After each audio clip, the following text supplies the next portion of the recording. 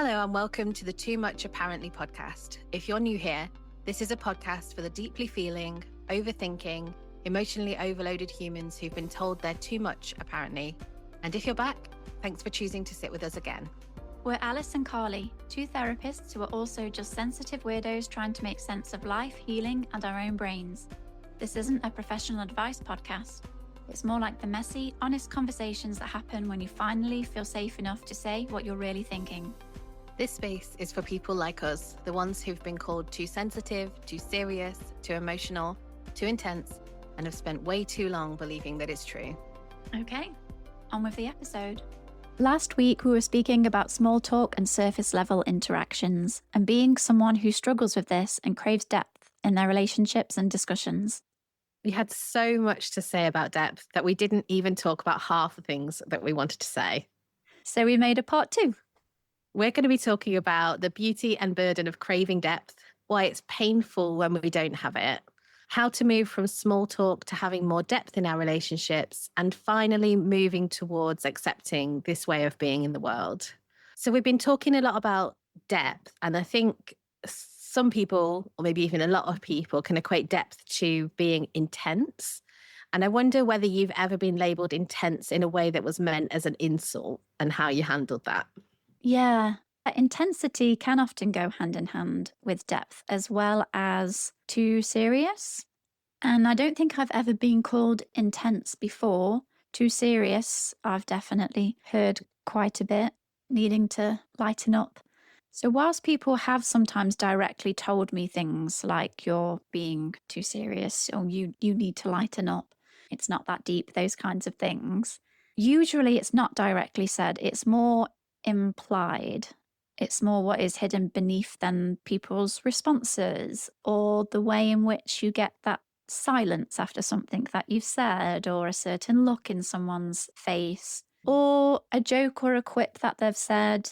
Sometimes people might even say, oh, that was such a therapist response. And actually, sometimes I might respond in a therapist way, but other times I'm just responding in a thoughtful way where I've actually thought about what you've said and wanted to give a meaningful reply. And I get that quite a bit, actually. And now I just make light of it. But those things do then make me feel intense. And it makes me feel intense in a negative way. It's not that, oh, people make me feel intense. Like, whew, what a compliment. It's, I hear that, whether they're implying it negatively, I certainly hear it and take it as it's a negative thing in a way that then makes me feel wrong. And like I got that interaction wrong. I was too much, too intense in that scenario. And I think the reason too serious comes up is often when you're having conversations of depth, but like they often are quite, do go in a serious way. You can have deep conversations that are not all serious and miserable and sad and depressing. But often when you get to depth, it's real. And often in realness is the seriousness of life and suffering and what we're experiencing. So looking back, I handled those things by shrinking to do it less. It's been really ingrained in me to then try to not be seen as too intense, which really butts up against the fact that I want depth. This is what I want, but I'm being told, or at least I'm feeling that, well, this then is not okay.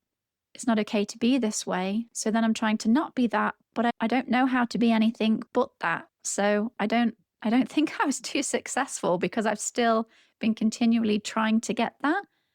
It's more I've been trying to get that, but maybe more on eggshells. Like, I'm not overtly doing this now because I get negative feedback, but I'm just going to tread on eggshells and maybe see if I can get there because I still need and want this thing. Yeah, well, that takes me back to what I was saying before again about that invitation to depth. And there is part of me too that it's just determined. It's just determined to try and get that. I've shrunk myself, tread on eggshells, still trying to get this thing whilst not feeling a sense of rejection or getting it wrongness. Obviously still wanting it. And that's made me feel a certain way for many years. And a name got put to that feeling. literally within the past year, I read an article about intellectual loneliness. And I thought, Mm. I've not heard this term before. And I read about the article, and it was a real light bulb moment that, that's put a name to what this thing is that I've experienced my whole life. And it's essentially just when those around you don't think the same way that you do.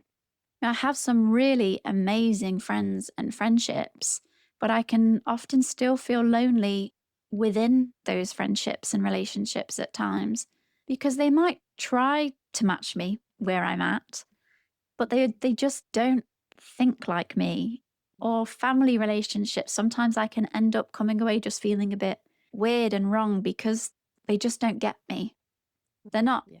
going out of their way to make me feel lonely or unheard. They don't Right. understand me. And I now have more therapist-y friends, of Mhm. course, in the job that I do, who are capable of the depth, that I need and that I crave.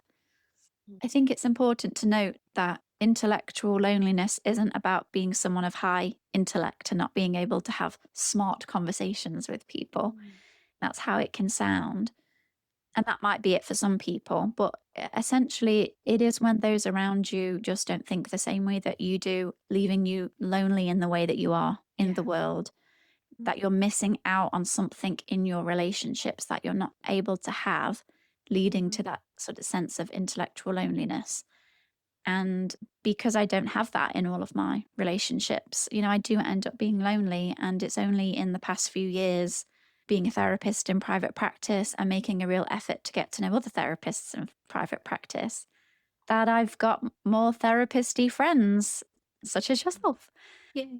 Yay! Mm. And they are capable of the types of depth that I crave, which does really feel my soul. And so it's so lovely to be able to have that. And sometimes that makes me wonder, it's not that everybody needs to go out and find friends who are therapists. Mhm. I do wonder, though, if people who have been in therapy or have done a lot of self reflection, whether or not then we're more capable of sitting in the vulnerability required for that depth of connection. That's just something I wonder about. Yeah, and when you're saying there about intellectual loneliness, which I think, you said it's not about being really smart and having really, clever conversations. My mind went to it being about curiosity and about being curious about things and asking questions and thinking deeply about things. What I also was thinking about is emotional loneliness. So you can be around people all the time, but if they're not inquiring about your emotions and not able to attune with your emotions, that there can be emotional loneliness as well. Yes. I think this is where I often struggle. I think I am a very emotional person. And I think for a lot of my life that was positioned as a bad thing, as a kind of crazy, chaotic thing. And I've spoken before about this part of me that's quite feisty isn't the word that I would use for myself, but it's the word that's there right now. So my default is to go into this fight space to be like, no, it is okay for me to be this way. And I am this way and I will not change, which sounds very powerful. But actually, afterwards, it is followed by that shame spiral of, oh, I'm too much and I got it wrong. And did I misunderstand? And going around that loop. My mind's gone off in two different directions there. One is about, so to come back to what you were saying about when people have been in therapy, are they more able to sit with things? And I think, yes, that absolutely is true. And also, that can lead to another kind of loneliness that when you come in and do the work on yourself and you're more able to tolerate difficult emotions, it can really highlight the gap between you and people around you that really aren't interested in doing that.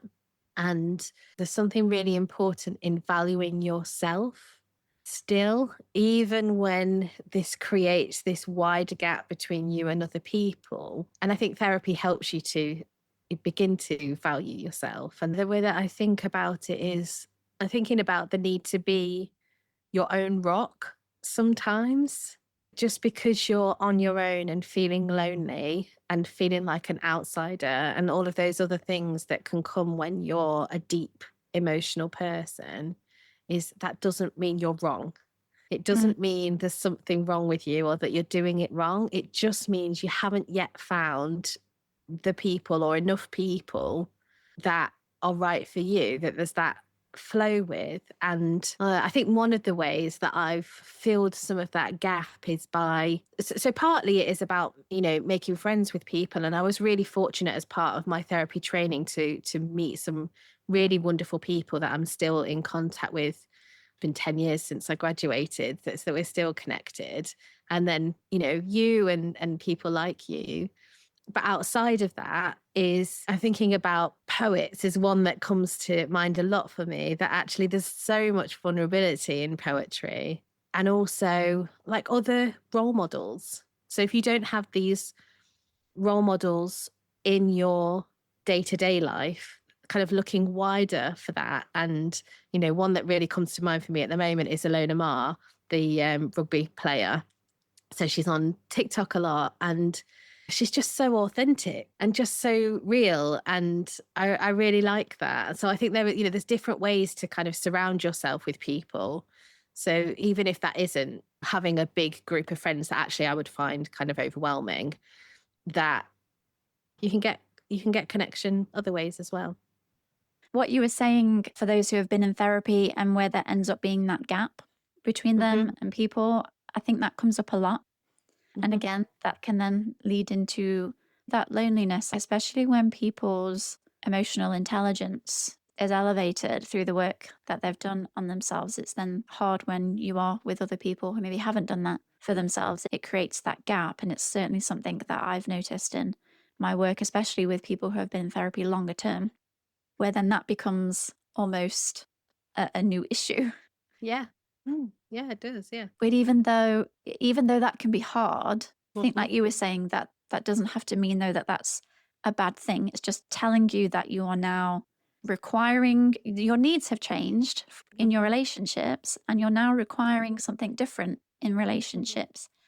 And if other people are not in a position where they can now match where you are, then it is finding new connections Hmm. where people can start to match you. And I'm not putting that out there like that's a really easy thing to do. Hmm. Yeah. I feel like there's been a bunch of things that you said that have sparked off all these thoughts, and now I don't know what Yeah. order to put them in. I should Yeah. have just interjected. I was like, no, be patient and wait your turn. And then I was like, oh, but she said all these things, and now they feel a bit scattered. This may Hmm. sound a bit scatty. You said something earlier about essentially saying that it's not like we're just out there doing it, being all vulnerable and happy about it. That Yeah. it's something you and I are very much still working on, where I'm definitely really trying to do that a lot more now in my relationships because it's what I want. And then having to deal with the uncomfortable feelings that come up for me afterwards. I'm not Mm. just doing it and feeling okay about it. I'm now Yeah. doing it, but coming away not always feeling okay about it and then having to sit with that. But the reason that I'm really trying to do that now is because I do see my depth as a real strength. And I Yeah. would never want to lose it. I love being deep. I feel that I engage in the world in a real meaningful way. I feel like I see the world in all of its color. I see all the nuance. I can hold contradicting thoughts and beliefs at the same time, multiple emotions about things all at once, and have really nourishing conversations with people. Kind of made me think, do I want the red or the blue pill like in the Matrix? And it's like, no, like red all the way. I want the truth. I need the truth. I don't want the deception. So I don't actually know. Tell me about red pill and blue pill, because I don't like, what are you picking when you say red pill? Because that doesn't mean anything to me, really. So in the film The Matrix with Hmm. Keanu Reeves, Hmm. he gets presented with a choice of, do you want to swallow the red pill or the blue pill? And it's become a common phrase as a representation for a choice, basically being presented with a choice of accepting an uncomfortable truth or remaining in a state of ignorance. Sort of, what's that phrase? I don't know, but what's popped into my head is something that I have said for a really long time, which is that I would rather be hurt by the truth than be comforted by a lie. Yes, there is a quote. I've actually wanted to get it tattooed for a while. Oh. It's from the series Six of Crows, which is from Shadow and Bone series, if there's any fantasy book readers in the house. Whoop, whoop. Mhm. And it's, I really want to get it right. It's something like better painful truths than kind lies, I think is what it is. And Yeah. when I read that in the book, I was like, yes, that is Mhm. just me. I want the painful truths over the Yeah. kind lies. And the blue pill basically represents that ignorance is bliss. And the Yeah. red pill is I want the uncomfortable truths. Right. I want the painful truths. Do you want the reality or do you kind of want the illusion, the rose tinted Mhm. glasses? Mhm. And I would pick the red pill every time. Same. Yeah. Yeah, red pill every time. There's a bit of hesitation for me because I know that red pill is very, like it's part of incel culture, isn't it? And I don't know Uh, how they use it exactly. that's not how um, I mean it. I don't know what truths they think they're telling themselves. No, Definitely not what we mean. No. definitely not. No, but yeah, yeah, I guess that original meaning of I'd rather deal with the truth. Which so I think that also goes back a little bit to what we were just talking about in terms of the gap can create in relationships. That it doesn't actually create a gap; it brings your awareness to the gap that was already there. That's so true. Yeah, Mm. absolutely. And whether or not Wow. you've come to recognize that through being in therapy and realizing the gap, or whether you've been aware that that gap has existed for a long time, knowing that you've had this need within you, and you spoke a little bit about it before, and where it does hurt. We've spoken about the loneliness, fear of rejection, probably that classic both wanting to be seen and then not wanting to be seen at the Yeah. same time. And when we're craving depth, but only finding surface, which leads into that sense of isolation and loneliness, it Mm. is painful. And it's probably important to talk about how that hurt and pain has maybe shown up in our lives. How has it shown up for you? Yeah. So as you're talking there, what's in my mind is that classic question of what's wrong with me. And I think so many people that I work with, and just so many people that I know, it comes back to this question of what's wrong with me. And actually, when I was thinking about this, for me, my first experience of that was being 2.5 years old Wow, at a play that's group. a good Yeah, memory. yeah, I can just remember pushing through the double doors into the play group and really having a sense of I don't belong here. I'm different somehow, which is kind of wild. And I don't really have an awful lot of explanation for why that is. Being neurodivergent, I feel like that kind of makes a bit more sense. I suspect there is also more to it. But yeah, that it's something that has always been there. And another aspect of it for me is my brain's popping in with psychoeducation now about how our brains are wired and that they're wired for connection, but they're also wired for safety. And you can't really get to the connection piece unless you feel safe. And that for various reasons, a lot of my life has been in survival mode, and that makes it really difficult to be in a social space. Like, how do you go to the pub and have chit chat about the latest celebrities or whatever? And what holidays people are going on when actually behind the scene you're being pulled apart by somebody that you're in a relationship with, or a relationship with a parent is crumbling. These kind of really deep and difficult things that does make it really hard to do small talk. Yes, yeah. Well, if you are Mm. somebody that has experienced early trauma in life, or trauma at that moment in time that these Mhm. connections, these conversations are happening, that is going to make it really difficult because there are a lot more important things going on in your world than Mm. what's going on with the latest celebrity. But Yeah. equally, if you're not someone who has had what might conventionally be seen as big traumas, even growing up in the world as a sensitive, deep, emotional, feeling person can often mean that you can end up being in survival mode on and off as you're trying to find your way in the world when your nervous system is contending with a lot more than maybe what other people's nervous systems are, Mhm. then that in and of itself has such a big impact that, again, that is going to make those connections difficult because it Yeah. is hard to connect when we are in Mhm. a state of being in survival mode. And when I say survival mode, I'm not talking about surviving for your life, in some Yeah. cases, of course, but when your nervous system goes into survival mode, the social situation you're in and of itself can be the threat, Mhm. which is then Yeah. going to make being really present and grounded in your body and being able to be you, whatever that means, in that setting difficult. So it's going to make it even harder to connect in a way that is going to feel meaningful. Yeah, and I think about it in terms of psychological survival mode. So maybe there is no literal life or death, threat to your life, your physical body life. Um, but yeah, there's kind of psychological, your ability to cope psychologically. And I'm wondering whether anyone has coined the term invisible trauma yet. And if not, I feel like we should coin it.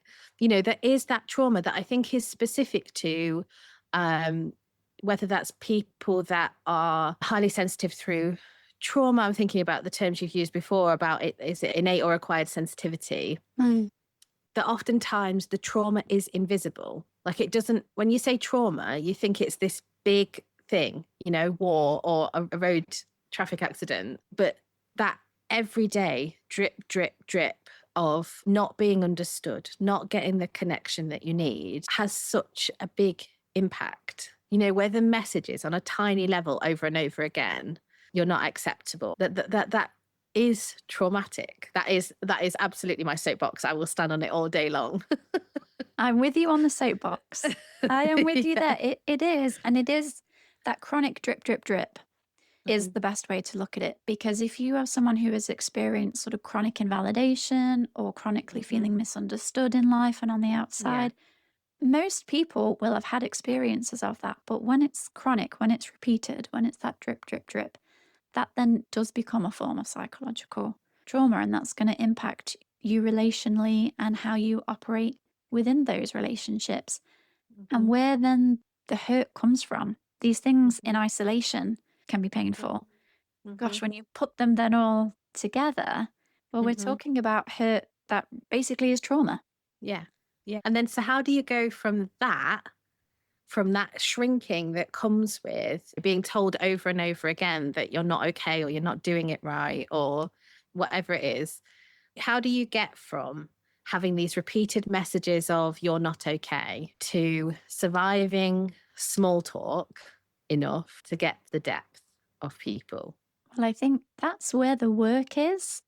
And it's where the work is hard. I think it's Yeah. so hard Yeah. because we are talking about real hurt, real pain, real trauma. To go from trying to find a way to then accept the part of you that you have been traumatized by and been told you're wrong for, that you're not okay for. How do you Mhm, get from feeling I am wrong mhm. to moving towards acceptance of, Yeah. actually, my way of being in the world is okay? And then trying to be that way in Mhm. the world when the world hasn't changed. The messages Yeah. that you've been given all your life that have made you feel wrong hasn't changed. So I think that's what makes it really hard because you can start to step into a place of, okay, I'm going to start to try to accept this thing by myself. But then how do I do that when the world's still going to give me the same messages? Yeah. Because the world can't handle my depth. Yeah. How do Yeah. you then do that? And I think that's the tricky transition. And I think that's why we have both said we're trying to do that, but we are Yeah. still coming away having to check in with the feelings that are coming up with ourselves because we do still come Mhm, away with the, I got that wrong, I shouldn't do mhm, this. mhm. And I think it comes in stages of starting to move towards the idea that, oh, maybe this way of being in the world could be okay. I think that's sort of part one. And I think that in itself is hard. I've also only really reached that point till my 30s. Mhm. And only in recent years have now started to do the part two, which was trying to be that anyway in a world that still is going to give me negative messages back. Mhm. So, one thing that's coming to my mind when we were talking about our own histories of being hurt, and you shared your experience of going into the nursery at 2.5. I mean, people will come to know my memory is terrible. So anytime people remember things from when they were like so little just blows my mind. But a clear image that comes up in my mind is actually a picture that I drew in therapy a long time ago. And the picture that I drew was a family gathering. It was literally just stick people. So all these stick people at this family gathering, at this party, having a good time.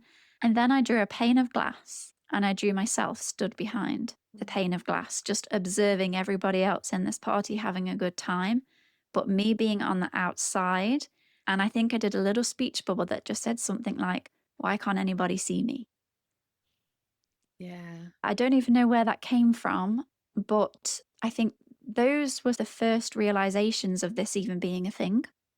I always knew that I struggled with small talk and that I felt a bit on the outside, but I Yeah. don't think I felt the real significance of what this has actually meant for me in life till I Mhm. started to really look at it. And after I drew that, that brought up so much of, oh, yes, this is how my life has felt, that I've always been behind this pane of glass, trying to be seen, wanting to be seen, but people just not seeing me. And in answer to your question about how we start to move forwards with this, is I think the pane of glass represents how other people have put me there, but I have also put me there. Right. And yes, not in a way that's self blaming, in a way that people have given me messages. I have then internalized those messages and then I've shrunk. I've made myself invisible. Mhm. I've made my voice quieter. I've not shared my opinion and I've not said the thing that's popped into my head because I self monitor and I edit everything in all of these scenarios. And so that's both been done to me and been done by myself for safety. So, I have compassion for that part of me that's done that through a need to feel safe. But then it's also limited me massively. I just want to remove that pane of glass, be part of it. I think what I'm trying to say is what we were speaking about earlier. It's the not wanting to be seen and wanting to be seen at the same time. I'm trying to get rid of the not wanting to be seen part now. I want to remove that pane of glass and I want to be seen. Even if you're not capable of seeing me, I'm Mhm. still going to be available to be seen. Does that Yeah. make sense? Mhm. It does. It makes a lot of sense. And actually, I think it kind of feeds quite nicely into thinking around where is it safe to be deep? Where is it safe to be a deep kind of person? Because actually, my experience is quite different to your. Like the picture that I have in my head is that I will rush up onto a stage and tell everybody everything. And then, which actually kind of went fine for a while. So I used to write a blog about disordered eating. That was really, it was while I was going through a divorce. It was really raw. It was properly, raw. But I got a lot of positive feedback from people that enjoyed reading it. And then it must have been like 7 or 8 years later, somebody found some information that I'd written and used it against me in a really public, really humiliating way. And that was a real wake up call for me about, and actually, kind of my immediate response at the time was, I will not be silenced. I will not change how I am. I really value who I am. And that is true. I absolutely still have that part of me that is that way. But I guess more subconscious, automatic part of me actually did still shrink and did go like, oh, maybe there is something How not could quite you right. not? Yeah, how could you Right. not do that if Right. somebody Yeah. Yeah, that really sucks. I'm so sorry someone then did that because that came at a time when you were putting your vulnerable self Mhm. out there, in Mhm. a way where you were really getting that positive. That must have Yeah. felt really nice when you were in a really sort of dark, sounds like, Yeah. sort of more of a dark space with everything Yeah. that you were going through, putting this thing out Mhm. there, getting something good from it, to then Mhm. years later, what was a good thing be turned basically into a bad thing Yeah. is Yeah. that's yeah, that's horrible. And there will be people that do that. And I think this is, so starting to think about the purpose of small talk and who do you want to be seen by and who can, I don't want to say who can tolerate seeing you. That's not a nice way to put it. But well, maybe there is something about that that actually, if you reveal yourself in all your depth, that can make other people feel quite uncomfortable. So I think so how do you go from being a deep person who wants to be seen, who values the depth. But in social situations, it's like, oh, do we have to talk about this again? Can't we talk about something interesting? I read a book on small talk a few years ago now, and this guy actually set out 4 steps, which actually made me think, like, oh, maybe small talk has a purpose that I can get to grips with. And I think that felt, that's so like where you've described there, that sense of being an outsider. It kind of felt like the image that I'm getting in my head is like a gate in a fence. It's like this, the small talk can be a gate in the fence to connection. It's not where I want to stay, but I can find a way through. Well, Um, I think that's a good point because, we've spoken for, I don't know, maybe an hour and a half now about how much we love depth, want depth. It's painful mm, that other people can't handle our depth. yeah, And that's what we want. And it's important that we try to find more of that. yeah, And mhm, we can't be deep in all situations because the world and people aren't always able to receive that. So even if we don't like small talk, and as much as I love the conversations where we just get straight in there, that's not mhm, always possible. And so, small talk, it's important then that we don't demonize the small talk because it yeah, does have a purpose. yeah, I think of small talk, again, I think there's two components related mhm, to the way in which small talk can present. mhm, So, the first component of small talk, I think, is when it really does have a social purpose. I think it can almost be looked at as the glue that is holding those social interactions together. And where if we can do a bit of small talk, there's potential that with some people that could be a gate, to use your vision, into depth with some people.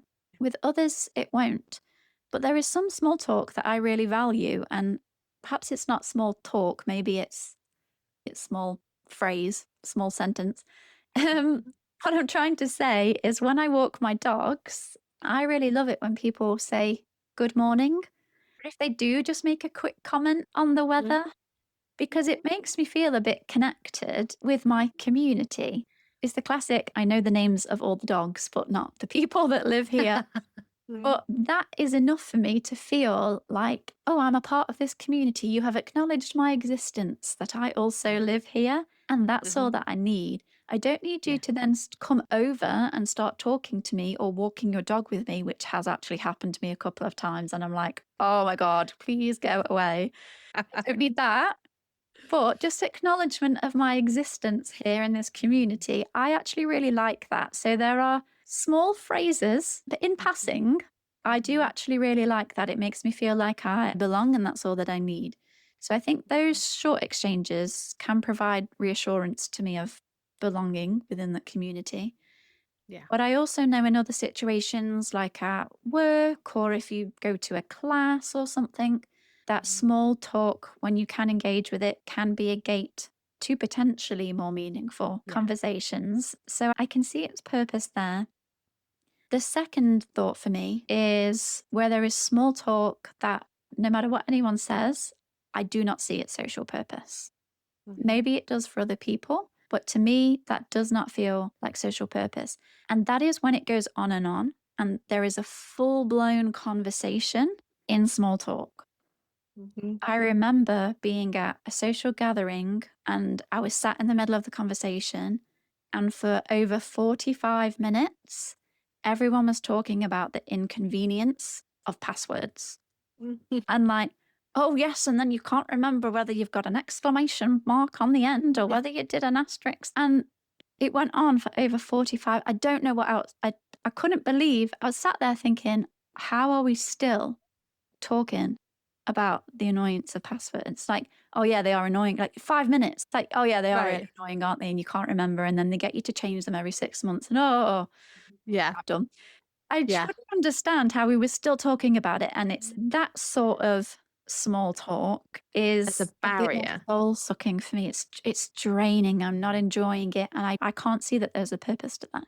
Right. To that Yeah. personally, I'd Yeah. love to know what So your thoughts are on. Yeah, tell me what you yeah. think. So what I hear there is part of me wants to be a fly on the wall and analyze what was going on in that conversation. But what I think about is that sounds like small talk as a barrier to connection rather than small talk to deeper conversations. So when I said on the last episode that I want to be able to be better at it so I can enjoy it more, I think I mean more the second time. I've got no interest in talking for 45 minutes about passwords.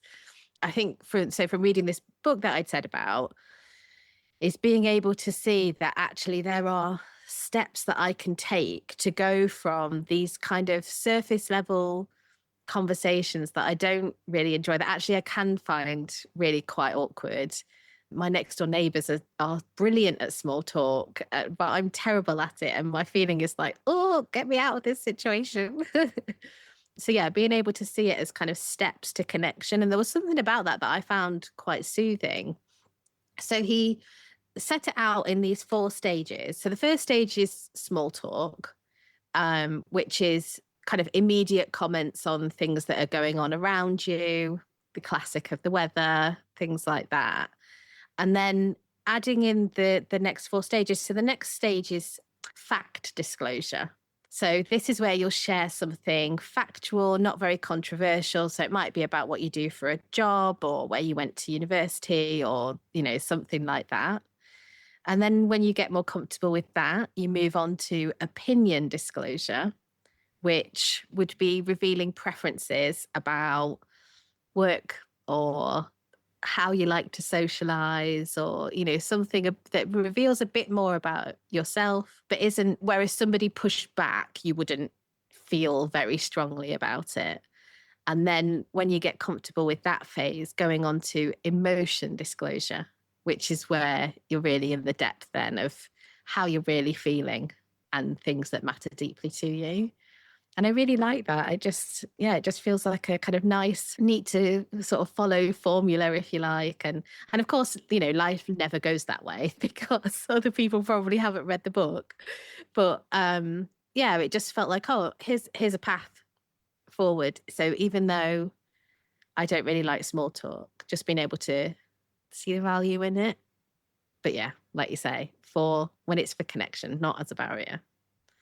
Yeah, as you were talking and sharing it, I can understand the appeal of that from okay, I have a formula, Yeah. I have a guideline about how to do this thing. 'Cause part of me was thinking, so do other people just know those 4 steps inherently? Like, Right. have they Yeah. swallowed that book? Have they swallowed that Yeah. manual as a child and they just do those Yeah. steps? But when you were talking about it, I know you were saying, "Oh, I really liked it." And the first thought that came into my mind was, "Ugh, snore." Just thought, that sounds like it's so much effort to like, oh, got to work through these stages. And I know that this is very much talking more about my neurotype and how my brain works here. But for me, there's like, oh, I want to cut through all that. Yeah. I don't want to do all that. And I know that there is a purpose to it. I guess I Mm-hmm. just don't like that there's a purpose to it. I just like to, let's just scrap that. Just go in there. Yeah. And so as I was thinking about talking about it today, I was wondering a little bit about how did that fit how we got to know each other? So even though I didn't have that as a framework, and I don't hold it as a framework in my mind, I don't meet people and go, "Oh, right now we're at the small talk phase, and now we're at the fact disclosure Step phase." I one, don't. I tick. don't. I don't. It's more like this is how I can get to the depth I want. That's how I see it. Is I want the depth, but here are the different phases that I need to go to get there. So I was just trying to kind of pondering a little bit on, and I haven't actually got the answer to that. But I think that, I suppose every relationship goes through this kind of dance of, I think even for me as somebody who will be quite open and will share things that other people are a bit like, oh, that's a lot, which is a response I have literally had once before. That there are other things that I'm only going to tell you if you really get to know me and kind of show me that you're safe for me to reveal that. Yeah, I think what I have tried to do over the years, I do have some small talk scripts in my mind of things that I can say. There is a bit of panic when they run out, and now I don't know what to say next. But also, what I've started to try to do to glean a bit more from people so I've got a bit more to work with. Because if I say, "Oh, how are you?" I know I'm going to get pretty much fine, not too bad, or really good, I'm not, Mm. no one, they're not going to start telling me about their life and what's actually, how they actually are and what's been going on. So I've tried to adapt, or I'm trying to adapt how I'm formulating my questions. So other people might just say, "How are you? How's work?" But I want to try to open them up a little bit in a way that can invite giving me more information, but not in a way that is going to depth or is scary. So I used to work a lot like with teenagers. And for example, when you might say to your teenager or child when they come home from school, you might say, "Oh, how was school?" And they might just go, "Yeah, all right, oh, fine," or mumble if they're a teen. You might not get much of a response. So if you just say, "Oh, how was school today?" You might not get much. But if you were to say, "What was the best thing about your day at school today?" Well, you can't just go, "Hmm." You have to actually give an answer to that Yeah. question. Hmm. So I'm trying to think of how can you adapt that, not just for teenagers that you're trying to connect with, but actually for people Yeah. in day-to-day life. So rather than just saying, "How's work?" asking, "What are you Hmm. really enjoying in your work at the Yeah. moment?" What are you finding challenging? So I'm just trying to think of questions that you might ask in a way that you can expand them a bit more to get a little bit more information. So that then I've got a little bit more to work with because I don't know how to follow up from "How's work going at the moment?" "Oh, yeah, it's all right, bit busy." Like, I don't now have anything to work with. I can't Yeah. then just jump to my next script that might not connect. I don't know how to do Yeah. that. So I think it's less about, right, I'm trying to make you go deep, and more about how can I ask you a question to tease out more information so that then I've got a bit more to work with. Because otherwise, I don't know what to do next. Yeah. Yeah. Yeah. Yeah. I think there's something there for me also about the shared responsibility of the flow of the conversation.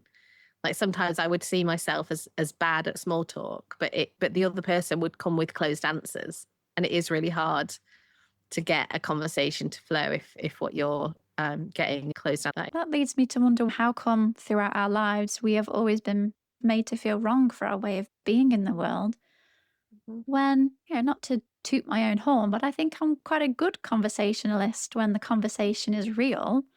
yeah. So why am I having to try to figure out how to do this small talk dance to get to depth when, yeah, like you say, if you're met with closed answers, of course, I don't really know how to take that net. Mhm. And I also don't know what to do with a 45-minute conversation on passwords.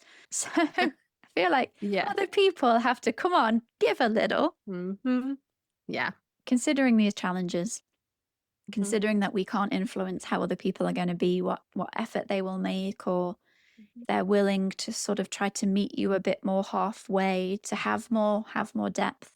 How do we then start to make peace with our depth, with our way of being in the world, when there are just going to be some people who do feel like the idiot that said to you, "That's a lot."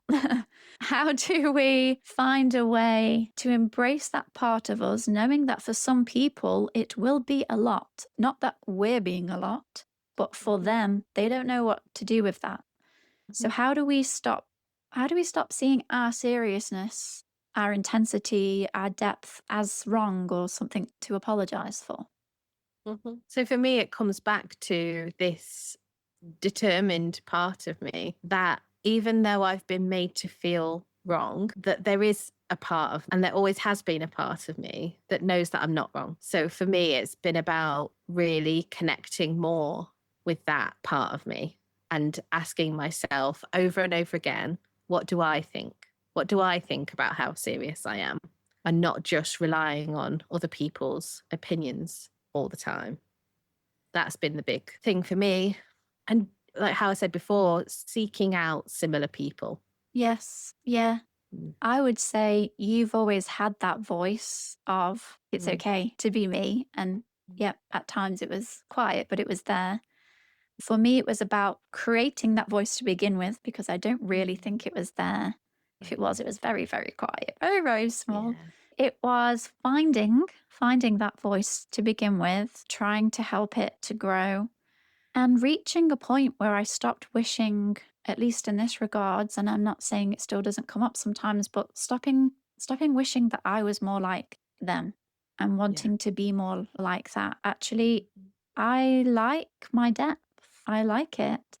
It's not how other people are, that's not me. And I like being able to try to be more vulnerable. I like the connection that comes after that, even when some awkwardness has followed or I've been worried about how it's been received. It sounds so meaningful when it's been received in a really nice way. And I know that my seriousness comes from, my empathy, my truth seeking, my curiosity about people and everything in the world. I just really want to be there for my friends, really know my friends inside out. And it's okay for me to want more from them. That is a good thing, to want that in your relationships. And it's okay if I feel sad and lonely when people can't give me that. Maybe that Yeah. can just be okay. So I think you said the key thing about also trying to make connections with people who are also more like you. Because the more then I've been around people who don't tolerate my depth, enjoy my depth, they're like, Mhm. bring me the depth. I think you said that earlier when you were talking about Yeah. when I cried in front Mm. of you. That helps me see that I don't need to water myself down because people are telling me that they're having a good time with me, that they love talking to me. Yeah. So it's something that I'm still working on, and I'm trying to be more of my deep self around people that aren't deep too. That's the tricky Mhm. part.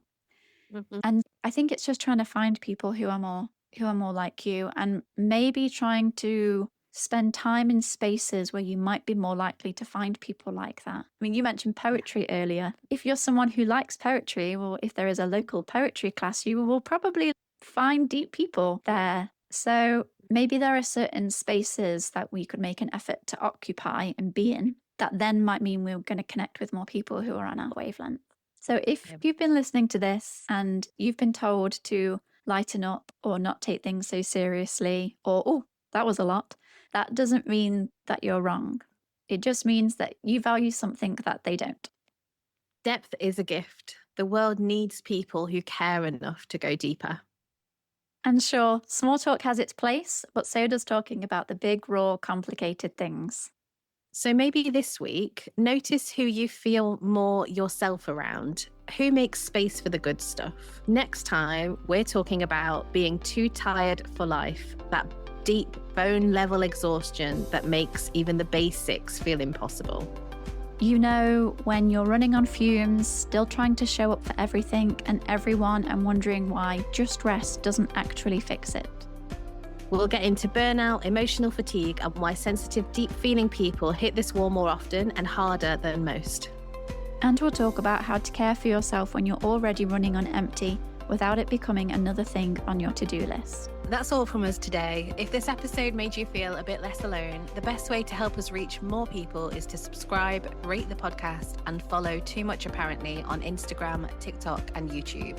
Those simple clicks help other sensitive humans find us when they need it most. Thanks for listening, and we'll be back soon.